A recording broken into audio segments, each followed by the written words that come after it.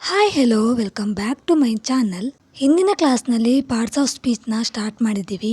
Parts of speech ಅಂದರೆ ಏನು, ಎಷ್ಟು ವಿಧ, ಹಾಗೆ ನೌನ್ಸ್ ಅಂದರೆ ಏನು ಅಂತಲೂ ಕಲ್ತಿದ್ದೀವಿ. ಇವತ್ತಿನ ಕ್ಲಾಸ್ನಲ್ಲಿ ಪಾರ್ಟ್ಸ್ ಆಫ್ ಸ್ಪೀಚ್ನ ಕಂಟಿನ್ಯೂ ಮಾಡೋಣ. ಪಾರ್ಟ್ಸ್ ಆಫ್ ಸ್ಪೀಚಲ್ಲಿ ಸೆಕೆಂಡ್ ಒನ್ ಪ್ರನೌನ್. ಪ್ರನೌನ್ನ ಕನ್ನಡದಲ್ಲಿ ಸರ್ವನಾಮ ಅಂತ ಕರಿತೀವಿ. So what is pronoun? Pronoun is a word used in place of noun. Pronoun ಅನ್ನೋದು ಒಂದು ವರ್ಡ್, ಅದನ್ನ ನೌನ್ ಪ್ಲೇಸ್ನಲ್ಲಿ ಯೂಸ್ ಮಾಡ್ತೀವಿ. ಅಂದರೆ ನೌನ್ನ ಬದಲಾಗಿ ನಾವು ಯೂಸ್ ಮಾಡ್ತೀವಿ. ನಾವು ಲಾಸ್ಟ್ ಕ್ಲಾಸ್ನಲ್ಲಿ ನೌನ್ ಅಂದರೆ ಏನು, ನೌನಲ್ಲಿ ಎಷ್ಟು ಟೈಪ್ಸ್ ಇದೆ ಅನ್ನೋದನ್ನ ಕಲ್ತಿದ್ದೀವಿ. ಅದಕ್ಕೆ ತುಂಬ ಎಕ್ಸಾಂಪಲ್ಸ್ನ ಸಹ ನಾವು ನೋಡಿದ್ದೀವಿ ಅಲ್ವಾ. For example proper noun. Krishna ಅನ್ನೋದು ಒಂದು ಪ್ರಾಪರ್ ನೌನ್. ಸೊ ನಾನು ಏನು ಹೇಳ್ತಿದ್ದೀನಿ, Krishna is a good boy. He come to the classes every day and he works very hard. Krishna is a good boy. He come to the classes every day and he works very hard. ಅಂದರೆ ಕೃಷ್ಣ ಅಂತ first time ಅಂದೆ, second time ಅಂದೆ, third time ಹೀ ಅಂತ ಹೇಳಿದೆ.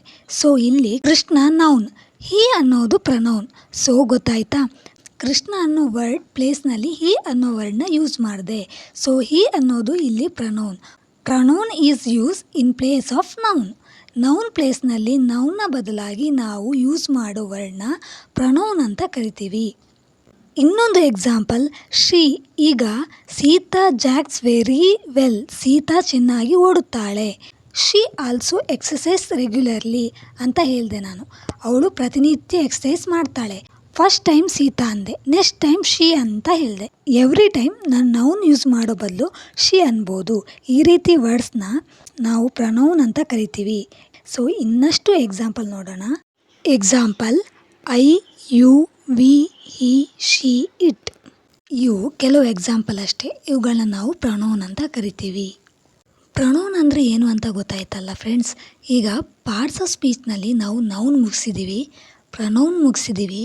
ಮುಂದಿನ parts of ಸ್ಪೀಚ್ಗೆ ಹೋಗೋಣ. That is ಅಜೆಕ್ಟಿವ್. ಅಜೆಕ್ಟಿವ್ ಅಂದರೆ ಕನ್ನಡದಲ್ಲಿ ಗುಣವಾಚಕ. ಏನಿದು ಅಜೆಕ್ಟಿವ್?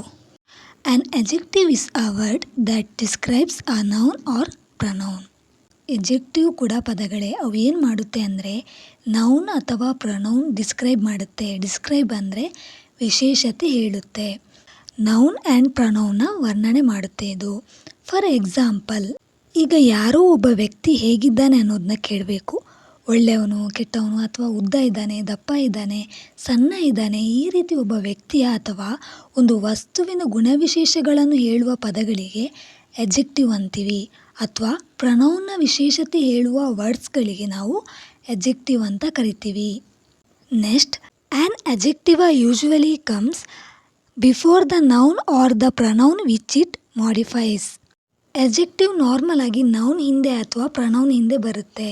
ಎಜೆಕ್ಟಿವ್ ಅನ್ನೋ ಪದಗಳು ಯಾವ ನೌನ್ಸ್ನ ಅಥವಾ ಯಾವ ಪ್ರನೌನ್ಸ್ನ ಮಾಡಿಫೈ ಮಾಡ್ತಾ ಇದೆ, ಅಥವಾ ಯಾವ ನೌನ್ ಪ್ರನೌನ್ನ ಡಿಸ್ಕ್ರೈಬ್ ಮಾಡ್ತಾ ಇದೆಯೋ ಆ ಒಂದು ನೌನ್ ಅಥವಾ ಪ್ರನೌನ್ ಹಿಂದೆ ಎಜೆಕ್ಟಿವ್ನ ಆ್ಯಡ್ ಮಾಡಬೇಕು. For example, beautiful girl, smart boy, best institute, big house. ಈ 4 ಸೆಂಟೆನ್ಸ್ನಲ್ಲಿ ಗಮನಿಸ್ತಾ ಹೋದರೆ ನೌನ್ಸ್ಗಳ ವಿಶೇಷತೆ ನಮಗೆ ಗೊತ್ತಾಗುತ್ತೆ. ಗರ್ಲ್ ಅನ್ನೋದು ನೌನ್, ಒಂದು ಕಾಮನ್ ನೌನ್ ಅಲ್ವಾ. ಸೊ ಗರ್ಲ್ ಹೇಗಿದ್ದಾಳೆ? ಬ್ಯೂಟಿಫುಲ್ ಆಗಿದ್ದಾಳೆ. ಬಾಯ್ ಅನ್ನೋದು ಒಂದು ನೌನ್. ಬಾಯ್ ಹೇಗಿದ್ದಾನೆ? ಸ್ಮಾರ್ಟ್ ಆಗಿದ್ದಾನೆ. ಇನ್ಸ್ಟಿಟ್ಯೂಟ್ ಹೇಗಿದೆ? ಬೆಸ್ಟ್ ಇನ್ಸ್ಟಿಟ್ಯೂಟ್ ಸಿಟಿನಲ್ಲಿ. ಈ ಹೌಸ್ ಹೇಗಿದೆ? ಬಿಗ್ ಆಗಿದೆ. So beautiful, smart, best, big, ಈ 4 ವರ್ಡ್ಸ್ಗಳು ಎಜೆಕ್ಟಿವಿಟೀಸ್ ಹಿಂದೆ ನೌನ್ ಅಥವಾ ಪ್ರನೌನ್ ವರ್ಣನೆ ಮಾಡಬೇಕು ಅಥವಾ ಅದರ ವಿಶೇಷತೆ ಹೇಳಬೇಕು. ಎವ್ರಿ ಟೈಮ್ ವರ್ಣನೆ ಆಗಿರುವುದಿಲ್ಲ. ಫಾರ್ ಎಕ್ಸಾಂಪಲ್, ಬ್ಯಾಡ್ ಬಾಯ್ ಅಂತಲೂ ಹೇಳ್ಬೋದು. ಆಗ ಬ್ಯಾಡ್ ಅನ್ನೋದು ಎಜೆಕ್ಟಿವ್ ಆಗುತ್ತೆ. ಅಗ್ಲಿ ಗರ್ಲ್ ಅಂತಲೂ ಹೇಳ್ಬೋದು. ಅಗ್ಲಿ ಅನ್ನೋದು ಇಲ್ಲಿ ಎಜೆಕ್ಟಿವ್ ಆಗುತ್ತೆ. ವರ್ಸ್ಟ್ ಇನ್ಸ್ಟಿಟ್ಯೂಟ್ ಅಂದರೂ ಕೂಡ ವರ್ಸ್ಟ್ ಎಜೆಕ್ಟಿವ್ ಆಗುತ್ತೆ. ಸ್ಮಾಲ್ ಹೌಸ್, ಸ್ಮಾಲ್ ಅನ್ನೋದು ಕೂಡ ಎಜೆಕ್ಟಿವ್ ಆಗುತ್ತೆ.